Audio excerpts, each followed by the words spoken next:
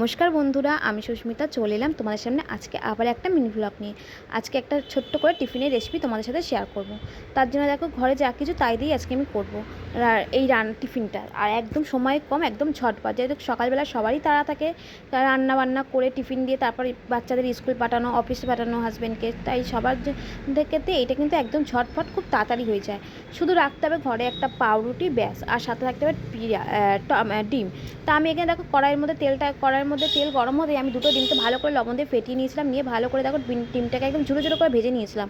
ভাজার পর সেইটা একটা বাটির মধ্যে নিয়ে একদম পেঁয়াজ কুচি, লঙ্কা কুচি, আর যেহেতু গোলমরিচ গুঁড়োটা ছিল না তাই জন্য আমি লঙ্কা কুচি দিয়েছিলাম, টমেটো কুচি, আর দিয়ে দিয়েছিলাম মেয়োনিজ, আর স্বাদ মতো লবণ আর সস দিয়ে দিয়েছিলাম।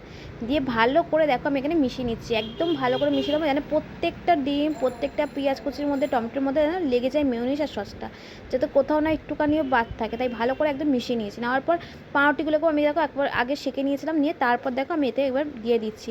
তাই এইটা না, পাউরুটিটার যদি এটা দেওয়ার পর যদি এটা ডিমটাকে ফেটিয়ে ওই যে ডিম টোস্টের মতন যদি করা যায় কিংবা বাটার দিয়ে শেখা যায় তাহলেও ভালো হয়, কিন্তু সকালবেলা যদি খুবই তাড়া, তাই ওই জন্য আমি কিন্তু আর বেশি করিনি। আমি একদম সিম্পলের মধ্যে মেয়োনিজটা দিয়ে একদম সুন্দর করে ছুরি দিয়ে কেটে দিয়েছি রুটিটাকে।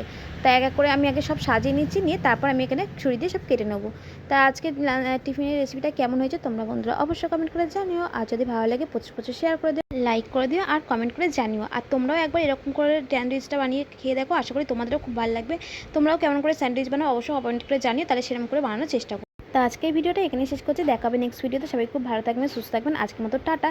তো স্যান্ডউইচটা দেখে কাদের লোভনীয় লাগছে অবশ্যই কিন্তু সেটাও কমেন্ট করে জানিও। আর তোমরা কারা আমার ভিডিও কোথা থেকে দেখো সেটাও অবশ্যই কমেন্ট করে জানিও। তো finally sandwich ready. Bye bye বন্ধুরা।